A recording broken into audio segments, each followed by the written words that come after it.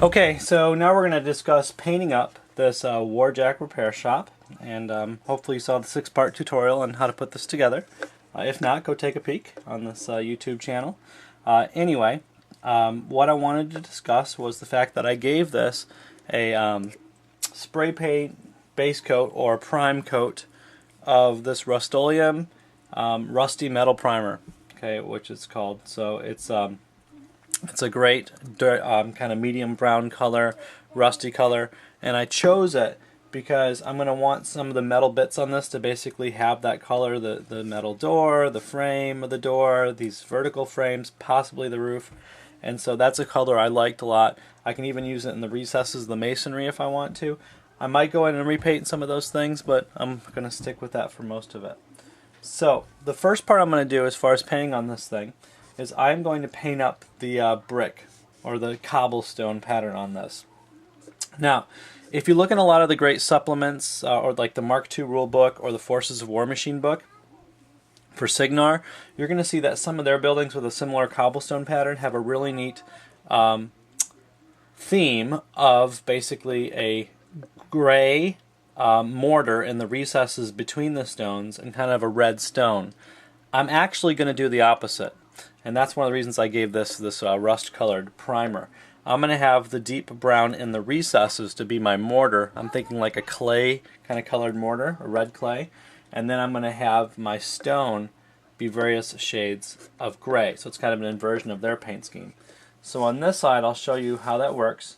Basically, I've got 3 grays. I've got a deep gray, a medium gray, and a light gray. Now these are Reaper mini paints.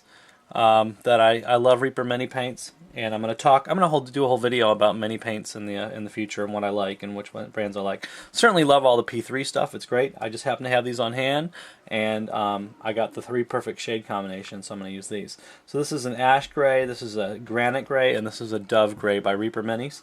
And the ash gray is the deep gray. I'm going to start with that. What I want when I do this styrene sheet brick pattern is some serious dry brushing, because I do not want to apply thick coats or I lose the detail of the brick, and I do not want to go too light or my rust colored primer is going to show through on the stone. So I'm going to go in here and I'm going to start lightly dry brushing across some of that stone. Okay, and what that's going to do is it's going to, by dry brushing, I'm going to leave the red rust-colored clay mortar in the recesses, but my stones are going to start to pop out. Right. So what happens is you get kind of this effect, where you've still got the deeper color in the recesses, but your stone's the gray. Right. So after I've done that, I'm going to go ahead and just show you kind of a sample section here of how that's going to work. I'm going to take my medium gray, and one of the nice things about dry brushing is you can use the same brush by not cleaning your brush in between, just try to get almost all the old paint off.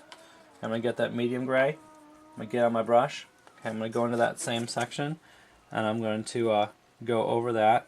Again, I'm just showing you kind of a swath here. We're going to do all the stonework in a similar fashion, but this is just to give you an idea. Alright, now, if you can see, that is popping out even more. Okay, then I'm going to go to my lightest gray, my dove gray, for my final highlight color. Alright, and make sure I try to get all the other paint off my brush. Again, I'm going to do all the dark color all the way around the stone, and then I'm going to do all the medium color, and then finally all this light color. I'm only doing a section just to show you the technique. Alright, so I get my dove gray on there, and then I go into that one more time, and what's going to happen is my stone is really going to start to pop out. Right, so hopefully you can see how that's looking, and I've still got the dark brown clay mortar in between the stones. Alright, so it's going to look really nice. So I'm going to do the whole bottom of the structure like that, and then we'll move on to the next step. Okay, so as you can see, the stonework is done, okay, on this house, on this Warjack Repair Shop, with the 3 shades of gray, right, with leaving the dark rust color in between the stones to be the mortar.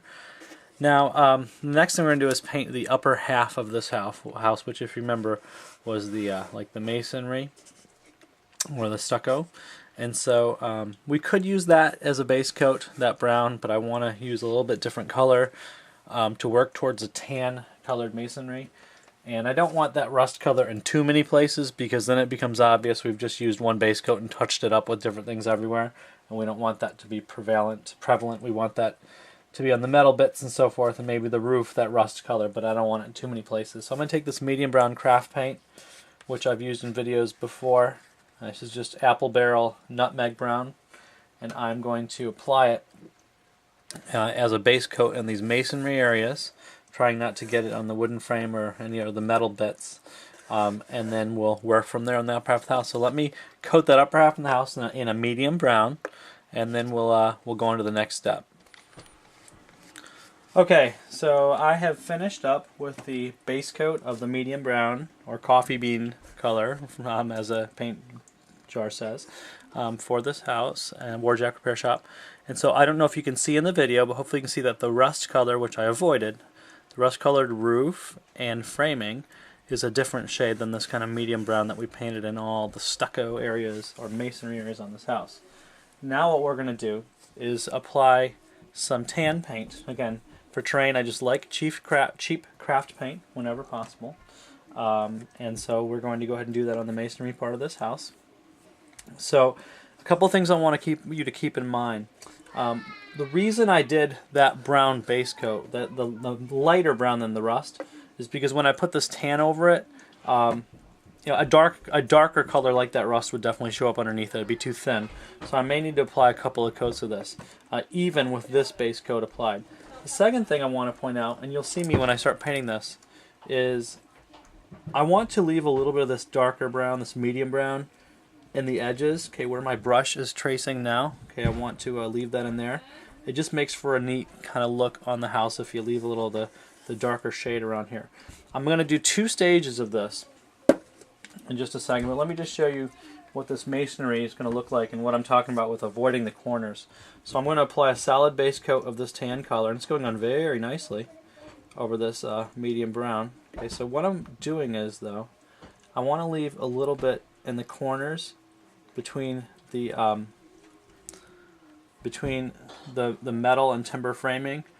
I'm leaving a little bit of this medium brown in the edges. Alright, so I'm going to leave a little bit of that. It just will give it a little more character in the end, and it'll have a little bit more of a worn look. So I'm avoiding going all the way to the edge.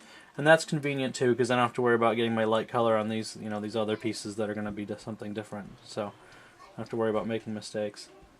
I don't know yet if this is going to be too thin and it's going to need another coat. We'll see. But the next stage I wanted to mention, in addition to this, because I'm going to finish this up off camera, is after I do this base coat of this masonry color, and I really should switch to a bigger brush at this point. After I do a base coat of this masonry color, I am going to give this a wash of a brown ink. Right, so what I'm going to do is I'm going to take some dark brown paint. I'm going to make a homemade ink for this rather than use, like a Reaper Mini or a P3 ink or wash. I'm going to water it down, and then what I'm going to do is I am going to give this a wash, because this masonry has lots of character with different textures and recesses that the spackling gave it. I want to make that pop and bring it out, so I'm going to put that in there and see how that works for us. Alright, so I'm going to finish this up. I'm going to do the tan all the way around all the masonry or stucco on this house, and then I'm going to give it a dark brown watered down wash and show you what that looks like in just a second.